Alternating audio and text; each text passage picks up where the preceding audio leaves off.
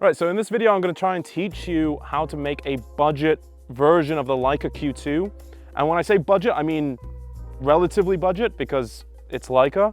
But what I have here is Ben's A7 IV, and then I've got a Leica 28 2.8 on here that I got from Camera Store in Finland.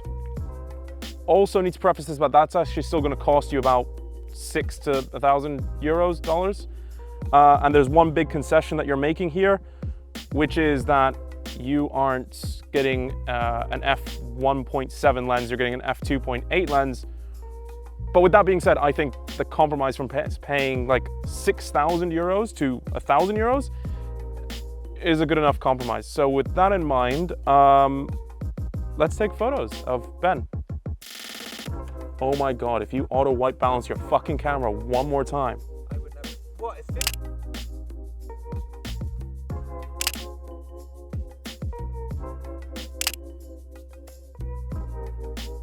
Right, so with the sake of this lens, this is a Leica 28mm Emirat, and the way Leica brands their lenses is Emirat, Simicron, and Summilux.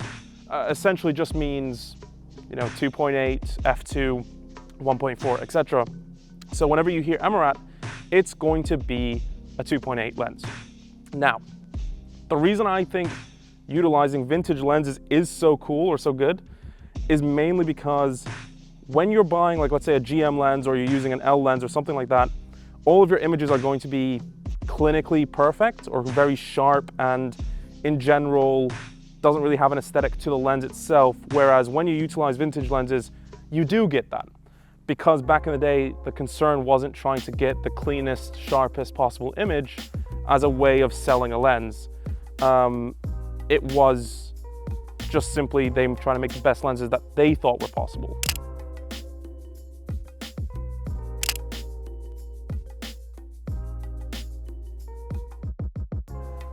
So I hope you see how we managed to make a budget version of the Leica Q2 with some photo examples thrown in there, just so you can kind of get where I was going with this. Now, obviously this won't look as good as a genuine Leica Q2, but that's why we're trying to do a budget version of it, because it is 5 grand more expensive than the lens alone. And that's a lot of money, and it's just out of reach for everyone. So my solution to this was very simple. A vintage Leica lens, 28mm f2.8 with an adapter and a Sony body. And my ultimate aim was to give like all of that richness in the raw file.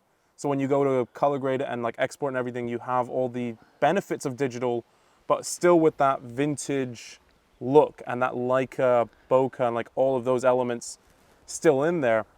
And yeah, with that being said, I think that's where I'm going to leave it. Should they like, Ben, and subscribe? Only if they like your content. If you didn't think this You're video... meant to be my hype man. Sorry. Should I go YouTube mode? Yeah. Okay, one sec.